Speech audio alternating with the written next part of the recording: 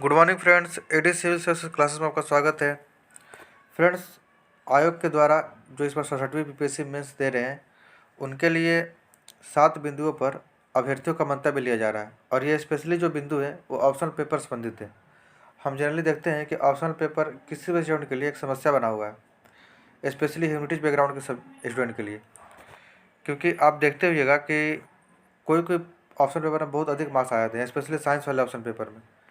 आप देख रहे हैं कि जो साइंस वाले ऑप्शन पेपर है उसमें 300 में 270 280 आराम से आ जाता है, जबकि जो ह्यूमैनिटीज बैकग्राउंड वाले हैं जैसे हिस्ट्री ज्योग्राफी उनको 170 180 लाने में भी बहुत मशक्क़त करनी पड़ती है, ये आता भी नहीं है। और कई बार ऐसा होता है कि उस साल कोई ऑप्शन पेपर काफ़ी उठा दिया जाता है और कोई ऑप्शन पेपर ऐसा होता है जिस पर नंबर आते ही नहीं है। तो इस चीज़ को लेकर काफ़ी कन्फ्यूजन होता है। बहुत सारे स्टूडेंट ऐसे होते हैं जिनका ऑप्शन मान लीजिए कि ज्योग्राफी है, वो उसको हटाने का विचार कर रहे होते हैं कि नहीं, मुझे अगली बार इस बार मुझे कोई अदर सब्जेक्ट लेना है, क्योंकि उनको पता नहीं होता है कि इस बार नंबर किस में आने वाला है। तो इस समस्या से निजात पाने का बस एक ही तरीका है कि ऑप्शनल पेपर को हटा दिया जाए या उसकी जगह पर कोई दूसरा पेपर ऐड कर दिया जाए, क्योंकि ऐसा करने से समरूपता आ जाएगी। और ऐसा इसलिए क्योंकि जीएस पेपर में आप ज़्यादा मार्जिन नहीं ले सकते हैं। जीएस पेपर में जो 1-2 का पेपर है उसमें आप 20 से 30 नंबर का मार्जिन ले सकते हैं, हार्डली, दोनों मिलाकर। लेकिन जो ऑप्शनल पेपर है वहाँ पर लगभग देख रहे हैं आप कि 80 से 90 या 100 नंबर का मार्जिन हो जा रहा है। तो कहीं ना कहीं ये किसी खास स्टूडेंट के साथ भेदभाव जैसा हो जाता है और किसी खास स्टूडेंट को फेवर करने जैसा हो जाता है। तो इसी को ध्यान में रखते हुए बहुत सारे स्टूडेंट की डिमांड थी कि ऑप्शनल पेपर को हटा दिया जाए, और इसको आयोग ने संज्ञान में लिया। और इस बार जो नोटिफिकेशन दिया है 67वीं मेंस का, वहाँ पर स्पष्ट रूप से लिखा हुआ है कि स्टूडेंट को फॉर्म भराते समय 7 बिंदुओं पर उनका मंतव्य लिया जाएगा। तो मैं आपको बताता हूँ कि वो पॉइंट कौन से हैं, और आप लोग जो भी मेंस दे रहे हैं इस बार वो लोग एकमुश्त होकर ऑप्शन हटाने को लेकर अपना वोट करें, ठीक है। तो इससे ये सबके हित में है और सबको एक समान प्लेटफॉर्म मिलने जैसा है। तो मैं आपको दिखा रहा हूँ, यहाँ पे लिखा हुआ है कि उम्मीदवारों का मंतव्य ऑनलाइन आवेदन पत्र में 7 बिंदुओं पर अभ्यर्थियों से उनका मंतव्य लिया जा रहा है, जिनमें से अभ्यर्थियों को किसी एक विकल्प का चयन करना अनिवार्य हुआ। अनिवार्य आपको बताना ही बताना है।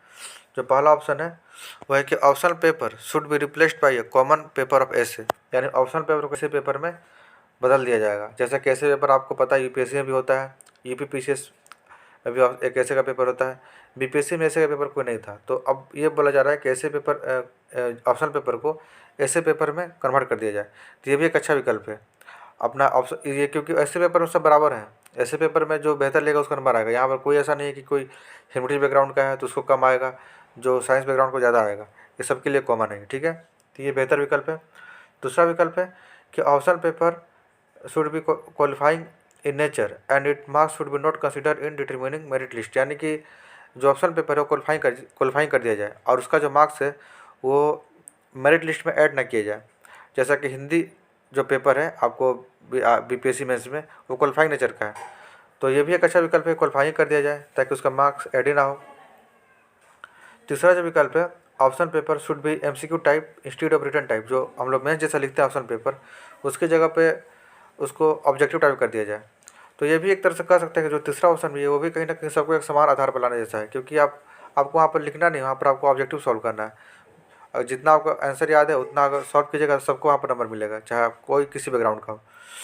बाकी जो चौथा ऑप्शन है, statistical formulation should be used even through such a method would be imperfect and inaccurate due to a small number of candidates in various. ये उसके लिए जो ऑप्शन पेपर में की संख्या जितनी कम है उससे संबंधित है ऑप्शन 4 और 5, ठीक है। जो छठा है कह रहा है कि देयर शुड बी स्केलिंग और lesson but not sure to how to do it. ये स्केलिंग लागू करने की बात कर रहा है, लेकिन ये नहीं बता रहा है कि कैसे लागू किया जाए, ठीक है। इसमें कोई श्योर नहीं है। जो सातवां ऑप्शन है वो है कि there should not be any scaling normalization, let the present system continue. ये कह रहा है कि कोई स्केलिंग या कोई नॉर्मलाइजेशन लागू ना हो, जो अभी चल रहा सिस्टम उसको चलने दिया जाए। इसमें मतलब जो अभी जो का सिनेरियो जो है जिस ऑप्शन पर जिस तरह से चल रहा है उसको चलने दिया जाए। ये सातवां ओपिनियन है। तो मेरा जो मानना है कि इसमें जो सबसे बेस्ट ओपिनियन है ये 1 और 2 है, इसलिए बाकी सब तो ये ऑप्शन रहना जैसा है। ये तो 3 के बाद जो भी आप देख रहे हैं 4 5 6 7 ये ऑप्शनल है, उसी में चेंज करने की बात कर रहा है कि नॉर्मलाइजेशन लागू किया जाए नहीं किया जाए। तो ये तो कह सकते हैं कि इस पर हमको विचार करना ही नहीं चाहिए, क्योंकि जब ऑप्शन को हटाना ही है तो फिर इस पर विचार करने का कोई फ़ायदा नहीं है। सबसे बेस्ट होगा कि 1, 2 और 3 को मैं इसलिए हटा रहा हूँ क्योंकि इसमें कह रहा है कि optional paper should be MCQ type instead of return type, क्योंकि रिटर्न टाइप की जगह पे एमसीक्यू टाइप होगा। जब आप एमसीक्यू देकर ही प्री क्वालिफाई कर रहे हैं और मेंस में जा रहे हैं तो फिर मेंस में एमसीक्यू देने का कोई मतलब नहीं है। ये बात सही है कि एमसीक्यू टाइप में सब बराबर हो जाते हैं, लेकिन यहाँ पर बात ये भी है कि जब मेंस का जब पेपर हो ही रहा है, लिखने वाला ही पेपर हो रहा है, तो फिर एमसीक्यू क्यों लाया जाए उसमें। तो इसीलिए मुझे लगता है कि तीसरा ऑप्शन उतना एक्यूरेट मालूम नहीं होता है। हाँ, पहला दूसरा ऑप्शन बिल्कुल सटीक है और आप एक या दो में से किसी एक का चयन कर सकते हैं। जैसे कि optional paper should be replaced by a common paper of essay, optional paper को एसे में कन्वर्ट किया जाए। इससे क्या होगा कि जो मेंस का जो पैटर्न है वो मेंस का पैटर्न बना रहेगा। आपको लिखना है वहाँ पे, चाहे ऑप्शनल लिखना हो चाहे ऐसे लिखना हो, ऑप्शनल की जगह पे ऐसे आपको लिखना होगा। और जो दूसरा है कि optional paper should B qualifying in nature, उसको क्वालिफाइंग कर दिया जाए। ये भी बेहतर ऑप्शन है। अगर क्वालिफाइंग रहेगा तो आपको सबके लिए समान है, आपको उतना ही पढ़ना है जिससे कि आप उसमें पास हो पाए। तो दोनों ऑप्शन बेहतर है, आपको जो सही लगे उस पर आप अपना मतलब वोट दे सकते हैं, अपना मंतव्य जाहिर कर सकते हैं आयोग को। ठीक है।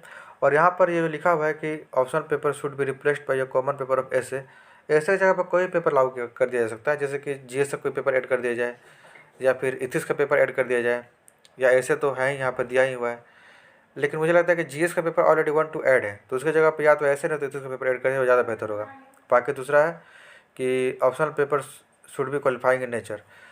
फ्रेंड्स, इससे मेरा मतलब ये है कि ऑप्शनल पेपर क्वालिफाइंग करने का, जैसे कि अभी ऑलरेडी हिंदी क्वालिफाइंग है, अगर ऑप्शनल को भी क्वालिफाइंग कर दिया जाएगा तो दो क्वालिफाइंग पेपर हो जाएगा और मात्र 2 जीएस पेपर रहेगा। तो मेरा अगर मुझसे पूछा जाए तो सबसे बेस्ट विकल्प एक रहेगा, optional paper should be replaced by common paper of GS. बाकी दूसरा भी ठीक है। बाकी आप अपने हिसाब से आपको जो सही लगे वो आप इसमें अपना मंतव्य दे सकते हैं, यह पूरी तरह से आप पे डिपेंड करता है। लेकिन अगर आप चाहते हैं कि सब कोई कॉमन प्लेटफॉर्म पे आए, सबके लिए बराबर हो ऑप्शनल पेपर, तो बेहतर ये होगा कि आप एक या दो में से किसी एक का चूज करें। और अगर आप चूज करते हैं कोई सा भी एक, तो निश्चित रूप से आयोग अगली बार से इस पर विचार करेगा और हो सकता है कि जो इसमें लिखा हुआ है उसको लागू भी कर दे।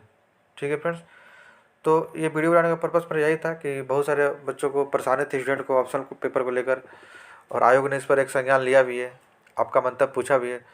तो सोचा कि इस पर एक वीडियो बना दूँ और आपको इससे अवगत कराऊँ। स्पेशली जो बच्चे इस बार जो अगली बार देने वाले हैं सर्टिफिकेट मेंस, उनको पता होना चाहिए, क्योंकि जो मेंस दे रहे हैं उनको तो पता होगा ही, क्योंकि ये तो उनके लिए अनिवार्य है, उनको ये पता ही होगा। तो उनको लिए भी मैं इसलिए बनाया होता है कि उनको एक आइडिया लग पाए कि मुझे क्या इसमें देना है, और जो सर्टिफिकेट जो तैयारी करे उनको लिए भी एक प्रॉपर आइडिया मिल जाए कि हो सकता है कि अगली बार से ऑप्शनल पेपर हट जाए। ठीक है फ्रेंड्स, तो आई होप ये वीडियो आपके लिए हेल्पफुल रहा होगा। धन्यवाद।